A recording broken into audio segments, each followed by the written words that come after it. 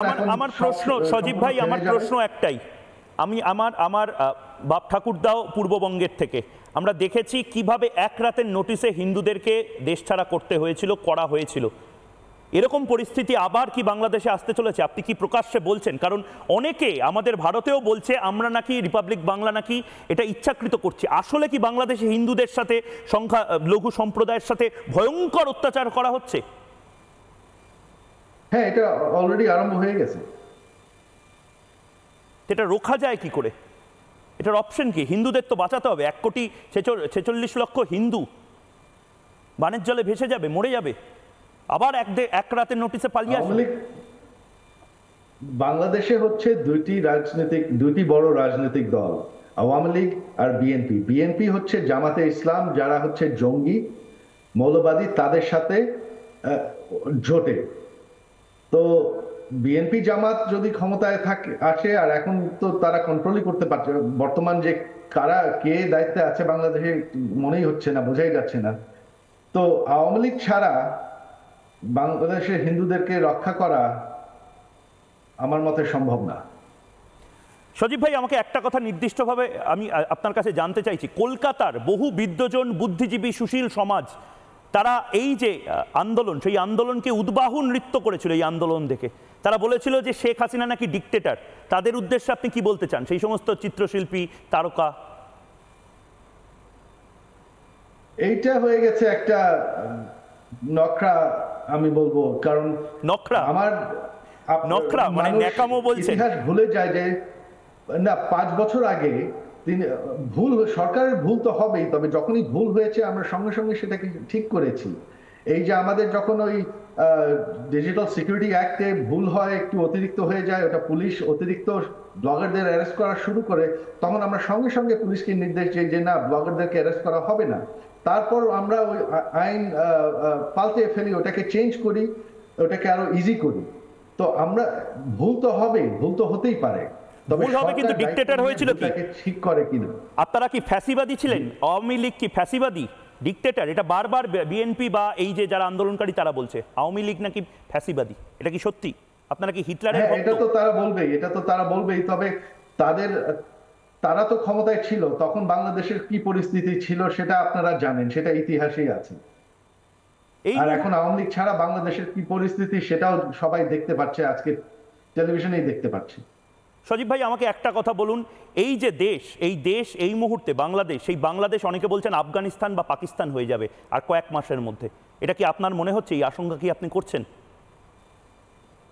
বর্তমানে তো তাই পরিস্থিতি। কিরকম পরিস্থিতি, কি খবর পাচ্ছেন? এখন তো কোনো আইন শৃঙ্খলা নেই। আপনার যেহেতু পুলিশের উপর হামলা করা হচ্ছিল, ওই মৌলবাদীরা, ছাত্ররা, পুলিশ এখন পোস্ট ছেড়ে দিয়েছে। বাংলায় এখন আইন শৃঙ্খলা রক্ষার কোনো বাহিনী নাই, লুটপাট চলছে। ইসকন মন্দিরে জগন্নাথ দেবের মূর্তি পর্যন্ত, বিগ্রহ পর্যন্ত রক্ষা পায়নি। সমস্ত কিছু, ইসকনের মন্দিরগুলো জ্বালিয়ে দেওয়ার অভিযোগ উঠছে। এটা তো ঠিক নয়। আপনারা এই এলিমেন্টদের, অনেকে বলছে আপনারাই ফ্র্যাঙ্কেনস্টাইন, আপনারাই এদেরকে তোল্লা দিয়েছেন, মৌলবাদীদের শেখ হাসিনাই তোল্লা দিয়েছে। এটা কি ঠিক না ভুল? অবশ্যই না। মৌলবাদীদের শেখ হাসিনা দাবিয়ে রেখেছিল। শেখ হাসিনা না থাকলে গত 15 বছর বাংলার মানুষ, বাংলার হিন্দু শান্তিতে থাকতে পারত না। তার জন্য হ্যাঁ, মৌলবাদীদের তো দাবাতেই হবে। আর মৌলবাদীদের তো তারা মিলিটেন্টস, তাদেরকে তো জোর দিয়ে, ফোর্স দিয়ে থামাতে হয়। আর সেটার জন্য আমার মার হয়ে গেল দোষ। এই নির্বাচনের আগে, গত নির্বাচনে এর আগের নির্বাচনে যারা অগ্নিসংঘর্ষ চালিয়েছিল, ট্রেনে, বাসে কয়েক হাজার মানুষ নিহত, কয়েক শত মানুষ জ্বালিয়ে পুড়ে মানে মেরে ফেলা হয়েছে। তো তার জন্য এই নির্বাচনের আগে তাদেরকে গ্রেফতার করা হয়েছিল, আর সেটাকে বলা হচ্ছে গণগ্রেফতার। মানে আপনি বলছেন সজীব ভাই, শেখ হাসিনা আসলে মৌলবাদী তালিবানি শক্তিকে পরাস্ত করতে চেষ্টা করেছিল, বাঙালিকে এগিয়ে নিয়ে যেতে চেষ্টা করেছিল দক্ষিণ যে এশিয়া, সেখানে, তাই জন্য শেখ হাসিনার পেছনে সবাই লেগে পড়লো। হ্যাঁ, অবশ্যই। কারণ এই বিএনপি তো জামাতের সাথে একজোটে, তারা তো চায় না যে জামাতকে দাবিয়ে রাখা হোক, এই মৌলবাদীদেরকে দাবিয়ে রাখা হোক। আপনাদের দলের সদস্যদের কি অবস্থা? অনেককে আমি দেখছি যে গ্রেপ্তার করা হচ্ছে। আমি নিজে দেখলাম আওয়ামী লীগের নেতারা কি ত্রস্ত, ভয়ে আছেন তারা। অনেককে টাঙিয়ে রাখা হয়েছে পুলিশকে। সজীব ভাই, আমি জানি না আপনি ছবি দেখেছেন কিনা, টাঙিয়ে রাখা হয়েছে পুলিশদেরকে। হ্যাঁ হ্যাঁ, আমি দেখেছি। হ্যাঁ, এটা কি চলছে? এটা তো আমরা ভয়ঙ্কর সিরিয়া পরিস্থিতি লিবিয়াতে বাংলাদেশে। দেখেছি। এটা কি ধরনের আন্দোলন? এটা তো বাঙালির জন্য লজ্জা, সজীব ভাই। একদম, এটা তো বাংলাদেশকে এখন এরা আরেকটা সিরিয়া বানিয়ে ফেললো। তো শেখ হাসিনা কি দুর্বল হয়ে পড়লেন? শেখ হাসিনা এটা আবার ফিরে আসার চেষ্টা করতে পারেন না? বাঙালিকে যে যাদের বলছেন শেখ তিনি হাসিনা, দেখেন, তিনি তিনবার, আমার পরিবার এটা তিনবার করেছে। শেখ হাসিনা আর কত করবে? শেখ হাসিনা এত কিছু করার পরেও শেখ হাসিনাকে বাংলার মানুষ বের করে দিল, হত্যা করতে গেল। তো আমরা চাই না এখন আর, এটা আর আমাদের ফ্যামিলির দায়িত্ব না। মানে আপনি বাংলাদেশের বলছেন কি হবে সেটা আর আমাদের গতকাল ফ্যামিলির আপনার দায়িত্ব না। মা খুন হয়ে যেতে পারতেন। গণভবনে যেভাবে অবশ্যই। অন্যান্যদের পিটিয়ে মারার চেষ্টা হয়েছে, সেভাবে আপনার মাকে পিটিয়ে মারা হতে পারতো যদি তিনি না হেলিকপ্টার করে চলে যেতেন। অবশ্যই পিটিয়ে মারা হতো শেখ হাসিনাকে। তিনি কিন্তু বাংলাদেশের মাটিতে পিটিয়ে মারার কথা বলছেন আপনি। একদম। তিনি কিন্তু বাংলাদেশ ছেড়ে যেতে চান নাই। তিনি বলেছেন তিনি পদত্যাগ করবেন, তিনি টুঙ্গিপাড়া গিয়ে আমাদের গ্রামের বাড়িতে গিয়ে থাকবেন। আমরা বলেছি যে না, তারা ঘোষণা দিয়েছে যে তারা গণভবনকে হামলা করবে, তারা তোমাকে বাঁচতে দেবে না। আমরা শেষ মুহূর্তে ওনাকে বারবার বুঝিয়ে দাবি করে ওনাকে আমরা হেলিকপ্টারে উঠিয়েছি, তিনি উঠতে চাননি। আমাকে ক্ষমা করবেন এই প্রশ্নটা করার জন্য, কিন্তু আপনার নানা সাহেব বা আপনার দাদু শেখ মুজিবুর রহমানের মূর্তি ভয়ঙ্করভাবে ভাঙচুর করা হচ্ছে। ক্ষমা করবেন এই কথাগুলো বলার জন্য, কিন্তু মূর্তির ওপরে প্রস্রাব করা হচ্ছে। আপনার মায়ের আলমারি তছনছ করে তার থেকে শাড়ি, ব্লাউজ যা যা আছে সব বের করে ট্রফির মতন দেখানো হচ্ছে। এটা কোন বাংলাদেশ? এই বাংলাদেশ আপনারা 15 বছর ধরে তৈরি করলেন, সজীব ভাই।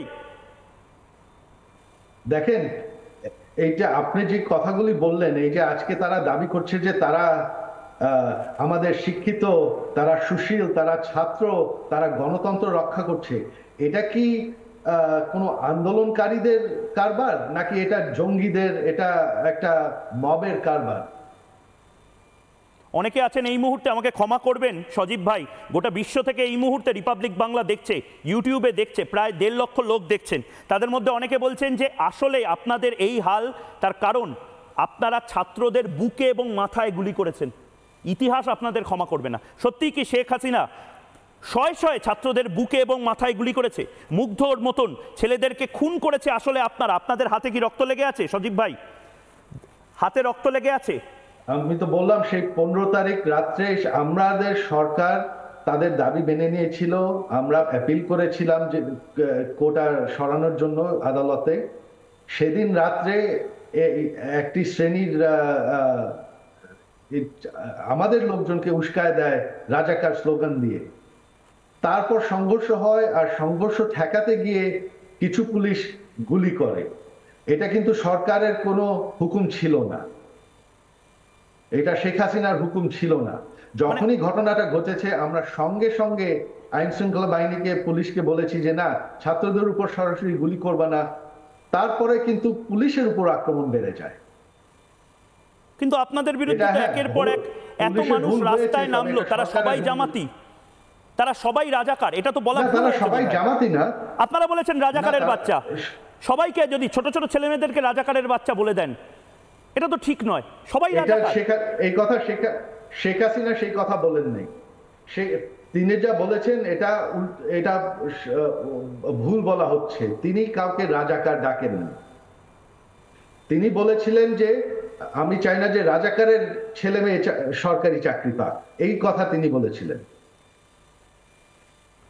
এই মুহূর্তে গোটা পৃথিবীর প্রায় 2 লক্ষ মানুষ আপনাকে দেখছে।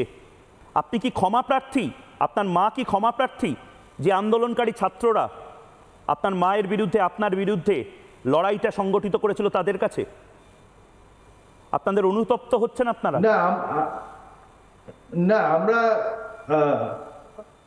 আমাদের যে সরকারের পুলিশের যে ভুল হয়েছে, তখন আমাদের মন্ত্রী পর্যন্ত ক্ষমা চেয়েছে মানুষের কাছে। তো আমরা কিন্তু আমার মা যদি ছাত্রদের হত্যা করতে চেতেন, তাহলে আজকে আমার মা ক্ষমতায় থাকতেন। সেদিন রাত্রে তিনি পুলিশকে, আর্মিকে মানা করেছেন যে ছাত্রদের উপর গুলি করবে না। আর্মি আকাশে ফায়ার করেছে, তবে ছাত্রদের শরীরে গুলি করতে তাদেরকে নিষেধ করা ছিল। এটা আমার মার হুকুমই ছিল। তিনি বলেছেন যে না। তো আমাদের ক্ষমা চাওয়ার কিছু নেই।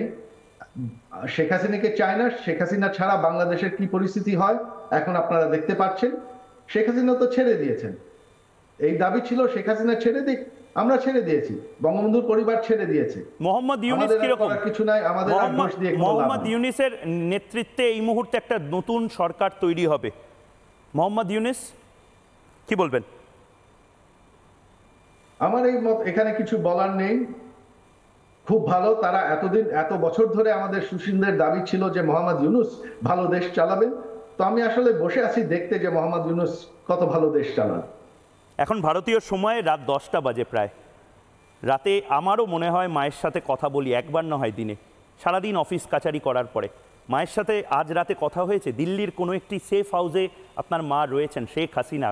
কাল অবধি যিনি প্রধানমন্ত্রী ছিলেন, আজকে কোনো ক্ষমতা হয়তো এই মুহূর্তে তার কাছে নেই। মা ছেলের কি কথা হলো? আজকে কথা হয় নাই ওনার সাথে, কারণ আমার আজকে সারা দিন ধরে ফোন বেজে যাচ্ছে। আমি ইন্টারভিউ দিয়ে যাচ্ছি, ওনাকে এখনো আমি ফোন করার সুযোগ পাই নাই। আজকে গতকালকে কথা হয়েছিল। সজীব ভাই, আপনার মা যখন আপনাদের কাছে বা বাসায়, নতুন বাসায় যাবেন, একটা অনুরোধ থাকলো রিপাবলিক বাংলায় আপনার মা এবং আপনি দুজনেই, শেখ হাসিনা এবং সজীব ভাই দুজনেই আমরা অনুরোধ করছি আপনাদেরকে প্রথম সাক্ষাৎকারটি এই বাঙালি বা বাংলার এই চ্যানেলকে দিতে, জাতীয়তাবাদী চ্যানেলকে দিতে। আমি চেষ্টা করব। ঠিক আছে, তো আমার এখন যেতে হবে, আরেকটা ইন্টারভিউ আছে। আপনাদেরকে সকলকে আমার অনেক ধন্যবাদ। অনেক ধন্যবাদ। বাংলার মানুষ অনেকগুলো কথা জানতে পারলো। এই ওয়ার্ল্ড এক্সক্লুসিভ সজীব জয়, 1971-এ জন্ম বলে জয় নাম হয়েছিল, আর সেও নির্বাসিত।